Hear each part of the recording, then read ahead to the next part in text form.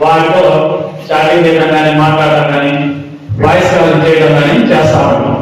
వాడు మనకి తెలియదు కదా, మనం వాడు రోజు చాటింగ్ చేసిన తర్వాత కొంత లింక్స్ ఏదో పంపిస్తా ఉంటాడు. మనం దాన్ని ఆసక్తి ఉండదుగా, అదే యాంగ్లైన్ మీద ఏదో పంపించారు చూద్దామని చెప్పేసి లింక్ మీద ఓపెన్ చేయగానే ఆటోమేటిక్గా మన ఫోన్లో ఉన్న మన పర్సనల్ డేటా, మన ఫోటోస్ కానీ బ్యాంక్ డీటెయిల్స్ కానీ ప్రతిదీ హ్యాక్ అయిపోయి వాటి యాప్లో వెళ్ళిన తర్వాత వాడు మనకు బ్యాంక్ చేయడం స్టార్ట్ చేస్తాడు. అన్నా కదా, రీసెంట్ గా మన ఈ అలీనగరం హై స్కూల్కి వెళ్తే హై స్కూల్ హెచ్ఎం గారికి ఒక ఆలోచన బెంగళూరు నుంచి, మేము బెంగళూరు గురించి మాట్లాడుతున్నాం, మీ ఇన్నోవా కార్ ఇక్కడ బెంగళూరులో యాక్సిడెంట్ అయ్యింది, దాని మీద కేసు బుక్ చేశాం, మీరు ఇమీడియట్ గా బెంగళూరుకి రావాలని చెప్పేసి కాల్ చేశారు. ఆటోమేటిక్ గా అతను కావాలి, అతను పేరు పెట్టే చెప్పారు ఉన్నాడు, పలానా గురుస్వామి గారి పేరు, మీ పలానా నెంబర్ ఇది, మీ ఇన్నోవా కార్ బెంగళూరులో యాక్సిడెంట్ అయింది, మీరు ఇక్కడ మీ మీద ఇక్కడ కేసు పెట్టాం, మీరు ఇమీడియట్ గా రావాలి. ఎవరైనా పేరు పెట్టి కలవగానే ప్యానిక్ అవుతాం కదా, అన్నం కాలేదు యాక్చువల్, అవునా కదా, టెన్షన్ పడిపోయి సార్ నా కార్ యాక్చువల్గా అది కాదు సార్, కాబట్టి కంపెనీ లేదు కాదు, నేను ఆ కార్ పెట్టలేదు సార్, నమ్మకం రాలేదు సార్, నేను లోకల్ పోలీస్ స్టేషన్ ఒకసారి వెరిఫై చేసుకొని మీతో మాట్లాడతాను సార్ అనేసరికి ఆటోమేటిక్గా ఒక కాల్ కట్ చేశారు. ఇట్లాంటి కాల్స్ ఇంకొకటి మన ఏది కాదు, కరెంట్ ఏం కాదు, వాళ్ళంతా Nigeria, Thailand, America, Pakistan, China, అంటే ప్రపంచం ఎక్కడైనా ఉండొచ్చు, వాడు నిన్ను మోసం చేసి మీ దగ్గర ఉన్న మనీని కొట్టేస్తాడు. ఎట్లా వాడు మనకు కాంటాక్ట్ అవుతాడు? ఆన్లైన్లో, అంటే మొబైల్, కంప్యూటర్, మెయిల్స్, కాల్స్, మెసేజ్లు, video call, audio call, WhatsApp ద్వారా, వీడి ద్వారా అవుతాడు. కాబట్టి ఎవడో మనకు తెలియని వ్యక్తి మనకి ఫోన్ చేసి భయపడితే మనం ఆలోచించకుండా తొందరలో భయపడి మన డబ్బులు కోల్పోతాం. కాబట్టి గుర్తుపెట్టి, మీకు ఏ కాలేజీ వచ్చినప్పుడు ఎవరైతే ఎక్కడి నుంచి ఫోన్ చేసినప్పుడు ముందు ఈ సైబర్ క్రైమ్ అనేది 3 పద్ధతులు. మనం భయపెట్టడం ద్వారా, లేదా మనకు ఆశ చూపించడం ద్వారా, ఆశ నమ్మకం కలిగించడం ద్వారా. ఇప్పుడు భయపెట్టడం ఏంటి? ఇందాక ఎస్ఐగా చెప్పారు, మీరు ఇప్పుడు రేపు హైదరాబాద్లో మీటింగ్ చేస్తున్నారు, మీ నాన్నకి ఫోన్ వస్తుంది, మీ అమ్మాయిని ఇక్కడ మేము గంజాయి కేసులో అరెస్ట్ చేశాం, మీ అబ్బాయి గంజాయి కేసులో అరెస్ట్ చేశాం, డబ్బులు ఇవ్వబడుతుంది అనగా అమ్మ నాన్న భయపడిపోయి డబ్బులు వేస్తారు. కానీ మీరు పని మీరు చేసుకుంటా ఉంటారు. వాడు తొందరపడి భయపడతారు మిమ్మల్ని. దాంతోపాటు ఇంకోటి కాల్ వస్తుంది, మెసేజ్ వస్తుంది, నార్మల్ మెసేజ్ వస్తుంది, మీకు క్రిస్మస్ వస్తుంది, క్రిస్మస్ సందర్భంగా మీకు ఒక లాటరీ తగ్గింది, 5 lakhs లాటరీ వచ్చింది, కింద లింక్ ఇస్తున్నాను, మీ డీటెయిల్స్ దాంట్లో అప్లోడ్ చేయండి అని ఉంటుంది. ఆ లింక్ క్లిక్ చేయగానే మీ ఫోన్ మొత్తం హ్యాక్ చేస్తారు. కాంటాక్ట్ లిస్ట్ ఉంటుంది కదా, మొత్తం మీ సెల్ ఫోన్లో ఉన్న కాంటాక్ట్ లిస్ట్ మొత్తం తీసుకుంటారు, గ్యాలరీలో ఫోటోస్, వీడియోస్ మొత్తం తీసుకుంటారు. తీసుకొని మార్కింగ్ ఐడియా ఉంది కదా, మన ఫేస్ కట్ చేసి వేరే ఫోటోలు పెట్టి ఆ కాంటాక్ట్ లిస్ట్లో ఉన్న వాళ్ళందరికీ వాట్సాప్ పంపిస్తాం. వాళ్ళందరూ మనకు ఫోన్ చేస్తారు, మీ ఫోటో ఇట్లా న్యూడ్గా బట్టలు లేకుండా ఫోటో వచ్చింది అనగానే ఒకసారి మనం ఏమవుతాం?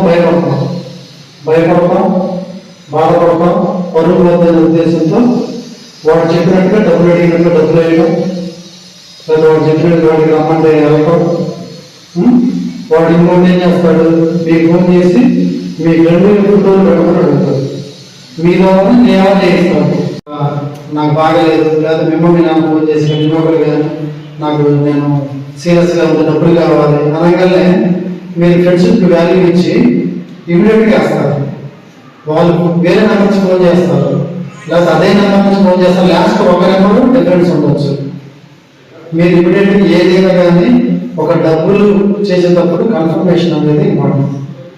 ఆర్టిఫిషియల్ ఇంటెలిజెన్స్ ద్వారా మీ అమ్మ మాట్లాడినట్టే మాట్లాడచ్చు, మీ నాన్న, మీ అమ్మ, మీ తమ్ముడు, మీ ఫ్రెండ్స్, మీ టీచర్స్, మీ టీచర్ కదా మాట్లాడతారు ఏమో. నాకు ఇప్పుడు కాదు, డిగ్రీలో ఉన్నప్పుడు మీరు కన్ఫర్మేషన్ అనేది, సెకండ్ కన్ఫర్మేషన్ అనేది ఇంపార్టెంట్.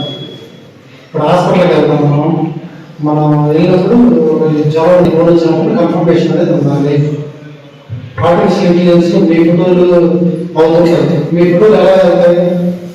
మీరు వాట్సాప్లో డీపీ పెడుతున్నారు, ఫేస్బుక్లో డీపీ పెడుతున్నారు, ఇన్స్టాగ్రామ్లో డీపీ పెడుతున్నారు.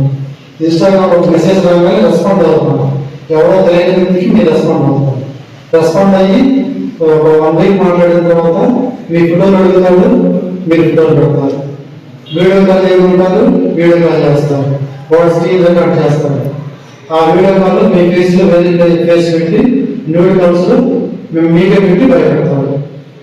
కొంతమంది అడుగు ముందేసి ఇష్టం అని చెప్పి వాళ్ళు చెప్పిన మాయమాటలేది న్యూడ్ కాల్ చేసేవాళ్ళు కూడా ఉన్నారు. అమ్మాయిని ఆన్లైన్లో ఎవరితో చాట్ చేయొద్దు, తెలియని వ్యక్తులతో ఎవరితో మాట్లాడద్దు.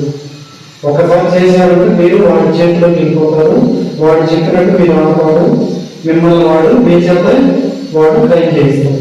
చేసి మీ అకౌంట్ని అప్డేట్ చేయమని అడగరు. అది గుర్తుపెట్టుకోండి. ఏ బ్యాంక్ మేనేజర్ అడగరు. ఏదన్నా మీరు బ్యాంకులు చేసుకోవడం, బ్యాంకులో ఫోన్లో ఎవరు అప్డేట్ చేయాలి. కేవైసీ అని ఉంటుంది, నో యువర్ కస్టమర్ అప్లికేషన్స్ అని ఉంటుంది. దాన్ని ఎవరు అడగరు, మీరు పోయి చేయాలి. ఫోన్లో ఓటీపీ చెప్పకూడదు. ఓకేనా? మీరు మీ అమ్మ నాన్న ఫోన్లో ఫోన్పేలు, పేటిఎంలు, గూగుల్ పేలు అన్నీ వచ్చాయి కదా, ప్రతిసారి వాటి యొక్క పిన్ మార్చాలి. అర్థమైందా? మార్చాలి. దాంతోపాటుగా ఇప్పుడు లేటెస్ట్ టెక్నాలజీ సెల్ఫీ తీసుకుంటున్నాం. సెల్ఫీ తీసుకుంటే ఇలా పెడతాము, ఇలా ఇలా పెడతాము చేతులు. కొంతమంది దగ్గర ఉన్నప్పుడు ఈ స్కిన్ ఉంది కదా, ఫింగర్ ప్రింట్ ఉంది కదా, ఈ ఫింగర్ ప్రింట్స్ కూడా వాడు హై టెక్నాలజీతో క్యాప్చర్ చేసి వీటిని కూడా తయారు చేసి ఫింగర్ ప్రింట్స్. ఇప్పుడు ఈ ఫోన్ ఉంది నాది, ఇక్కడ ఫింగర్ ప్రింట్స్ ఉంది. ఓకేనా? ఓకేనా? ఇది ఐఫోన్ ఫేస్ రికగ్నైజేషన్ ఉంది చెప్తాను. ఈ ఫింగర్ ప్రింట్ ఫోన్ నేను ఇలా పెడితే ఈ క్యాప్చర్ చేసి ఐ టెక్నాలజీతో క్యాప్చర్ చేసి నా ఫింగర్ ప్రింట్స్ని వాడు తయారు చేసి ఆన్లైన్లోనే నా ఫోన్ ఓపెన్ చేస్తాను. బట్ సెల్ఫీ దిగేటప్పుడు ఎలా పెట్టడం, ఈ ఫింగర్ ప్రింట్స్ కనబడేటప్పుడు పెట్టవద్దు. అర్థమైందమ్మా?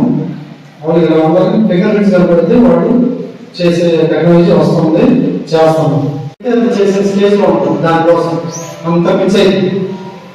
అర్థమైందమ్మా? డబ్బులు ఉంటాం. నేనేం చెప్తే చేస్తాను. దొంగతనం చేయమన్నా, ఇంకోటి చేయమన్నా ఏం చెప్తున్నాను అంటే నాకు అది కావాల్సినంత సైకో అయిపోతుంది.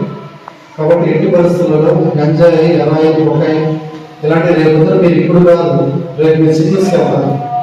అర్థమైందమ్మా? ఒంగోలు వెళ్ళవచ్చు, హైదరాబాద్ వెళ్ళవచ్చు, సిటీ అమెరికా వెళ్ళవచ్చు.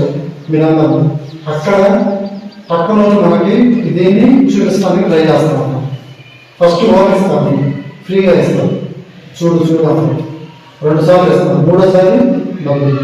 వాళ్ళు చెప్పినట్టు చేయాలి. సినిమాలో చూడండి, మీరు ఇక్కడ ఇంజక్షన్ చేసుకుంటాం చూసాము. అది చాలా డేంజర్. మేము మీ జీవితాన్ని మీరు సర్వనాశనం చేసుకుంటాం. మీరు ఎందుకు దేనికి పనికిరాదు, ఏ రకంగా పనికిరాదు. మీరు మీ అమ్మ, మీ నాన్న కానీ మీరంతా అన్యాయం అయిపోతారు. కాబట్టి అది చాలా డేంజర్. గుర్తుపెట్టుకోండి. మీ ఫ్రెండ్స్ మీ ఇంటికి వెళ్ళినప్పుడు మీకు సిస్టర్ ఉంటారు, మీ బ్రదర్ ఉంటారు, మీకు చెల్లెలు ఉంటారు.